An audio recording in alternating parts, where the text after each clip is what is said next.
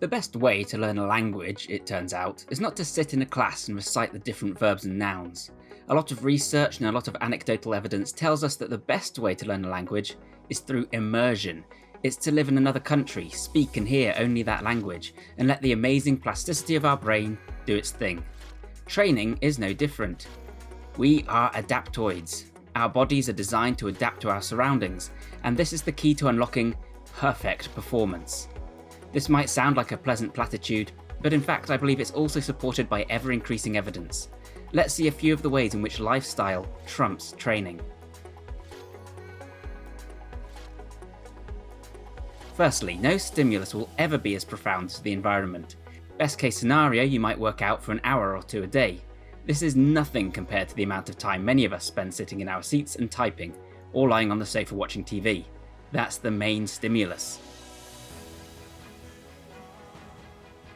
It should come as no surprise then that we experience tight hip flexors, rounded shoulders, and beer bellies.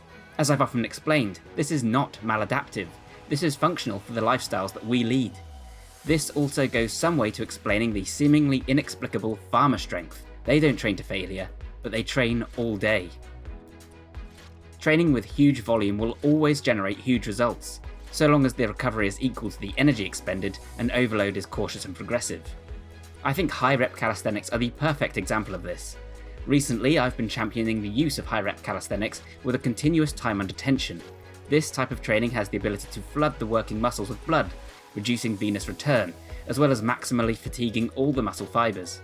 It can permanently increase blood supply to those muscles via capillarization, which additionally increases myonuclei for permanently improved hypertrophy.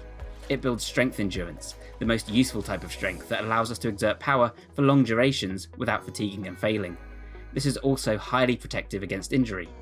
The problem? Huge repetitions of moderately challenging movements take time and don't fit neatly into a given training program. They work best when spread throughout the day, like so many accounts of prisoners and legendary old-time strongmen. The same goes for light cardio spread throughout the day. This goes a long way to explaining the seemingly superhuman feats of indigenous peoples such as the Tarahumara, known for running marathon-like distances every single day. But it's not just the body that benefits from this kind of total immersion. The brain also helps refine and improve movement through continuous, distributed repetition. This is greasing the groove. As described by Pavel Tsatsouline, this means repeating a movement intermittently throughout the day so as to reinforce neural pathways. For example, you might perform a pull-up every time you pass through a doorway, or you might practice a Turkish get-up every morning and night. Strength is a skill, says Pavel. Instead of focusing on muscle damage and metabolic stress, instead focus on repetition, so that you develop the most flawless technique. That way, you recruit only the necessary muscle fibers with no wasted energy. You become stronger without the fatigue. Training in this way has other benefits too. This allows us to tap into something called spaced repetition, or distributed practice. Research shows us that when you spread any form of learning throughout the day, you actually see more rapid learning and better retention. This makes sense, as each new session requires you to perform the movement from cold, as it were. Coincidentally, this is also how you would use the movement in real life. We don't get a nice little rehearsal period first. Not only that, but each learning session is followed by a cooldown period, during which you will experience post-activation potentiation in the relevant neural pathways, as well as the short-term plasticity we discussed recently. In other words, your brain doesn't just reset. More separate cooldowns means more total activation. Each new learning session will spike chemicals like brain-derived neurotrophic factor, and in the case of resistance training, it might also spike protein synthesis, growth hormone, testosterone, and more. You'll raise your metabolism repeatedly too.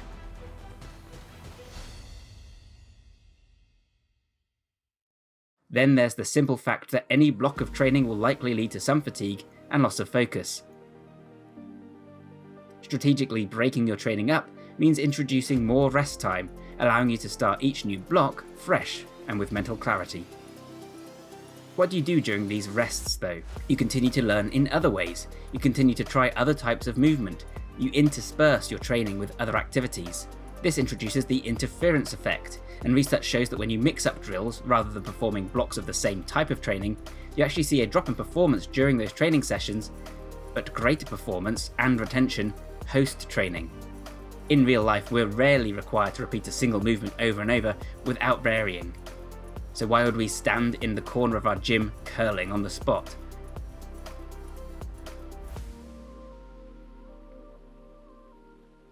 Likewise, we should avoid repeating movements exactly altogether. To learn the perfect deadlift, you must practice the perfect deadlift over and over. You must ensure that the movement is as identical as possible each and every time. This is useful for competition, but it's not that useful in real life or in sports. There are no straight bars in real life. There are few flat surfaces. Rarely do we have the luxury of perfect form. If you're wrestling, climbing, or moving furniture, you'll need to lift from awkward angles with varied momentum. It is by introducing variety and confounding variables into training that we therefore become more ready for anything. This way we develop what Nikolai Bernstein refers to as more robust neural maps. Movement patterns emerge from constraints: organism, environment, and goal. This is dynamical systems theory as applied to motor learning. Imbalances and overuse injuries are rarely the result of using muscles too often. Rather, they are the result of using particular movement patterns at the exclusion of all others. Tennis elbow doesn't occur because those movements are harmful. It occurs very often because the muscles of the forearm aren't being equally trained. Kyphosis occurs because the front is stronger and tighter than the back, and IT band pain often afflicts runners because they rarely move in the frontal plane and wear thick supporting shoes.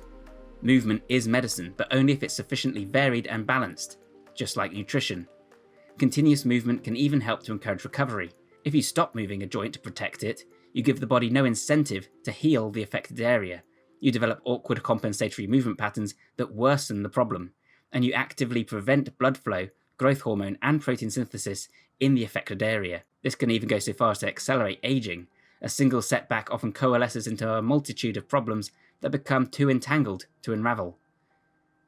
Did you know that one of the best ways to encourage rapid recovery and growth post-training is to use light jogging, or even a very light recovery set for the muscles you trained in the previous workout? The same thing applies to injuries on a grander scale. And on a similar note, blood flow restriction training can also help to accelerate recovery.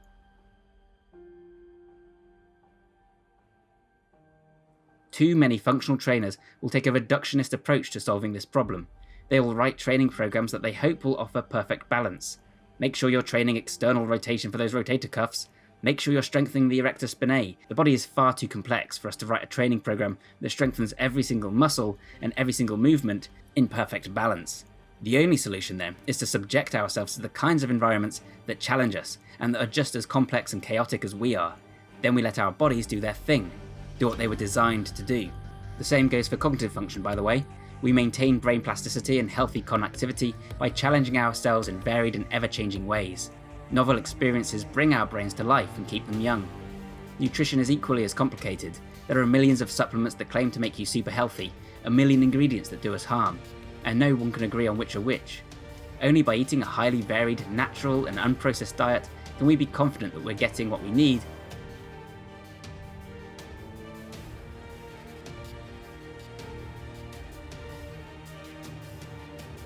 So what we're looking at here is a light, highly varied, non-taxing training, naturally mixed up throughout the day. No gym session can achieve this, but our environment achieves it naturally. You will adapt. And of course this also helps us to become physically stronger by developing the supporting muscles that are so often overlooked. The organisms that survive and thrive are those that can adapt to their surroundings. This happens on a grand scale over the course of millions of years through evolution, but also within a single lifetime. The problem is that humans, more so than any other creature we know of, have the uncanny ability to shape their environment. And what have we aimed to do with this ability? To make everything as comfortable and safe as possible. Everything is soft and warm and easy. The extent of this is easy to miss because we're so accustomed to it.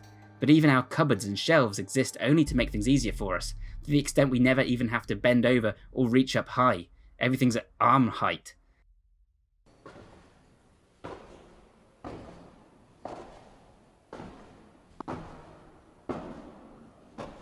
In my book Functional Training and Beyond, I discussed the possibility of a space specifically designed to change our bodies for the better. I called it the Adaptation Facilitation Machine, and the aim was to design a building that would make the resident stronger, smarter and healthier simply by virtue of existing there. Imagine a hallway with a balance beam. Imagine if you had to push heavy doors open every time you move to another room. Imagine a climbing wall instead of stairs. Imagine if you had to crank a stiff handle to get water from a tap. Maybe your dishwasher would require you to answer some simple sums before it started. All these changes could ensure we keep moving throughout the day and stay strong, mobile and alert. Of course, to truly prevent desensitization, the ultimate adaptation facilitation machine would also need to reconfigure itself to provide a variety and to maintain an appropriate level of challenge. I know it's a goofy concept, but I'd love to see this idea take shape in the way we design our homes, in the way we consider living spaces, especially for the less mobile. Maybe we need to reconsider the idea of making everything as easy as possible all the time.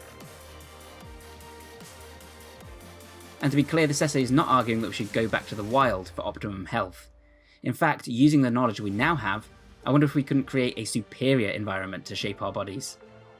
For the rest of us, in the meantime, we can incorporate these ideas in other ways, by training outdoors and in the elements, by going barefoot and rounding off the beaten path, by training with a variety of styles and tools, and by making more effort to train throughout the day, not just during set workouts. We achieve this then by changing our relationship with the environment. Because, as in dynamical systems theory, your intent and also the habits and your behaviours alter the impact of the environment. You can choose to take 2 steps at a time. You can choose to jog, ruck, farmer's walk or crawl to the shops. You can choose to squat while you watch TV. It's harder, but it's just as effective. I call this adaptive immersion training, and the simple formula looks like this. Adaptation equals environment times organism times intent, all multiplied by plasticity. Change the environment, change the organism.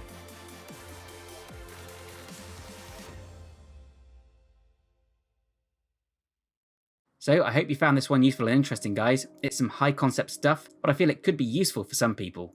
Let me know if you train like this. How does your environment shape your body and performance? If you did enjoy this, then please consider leaving a like and sharing it around. That helps me out immensely. You could also subscribe and hit the bell button to ensure you're notified of new uploads.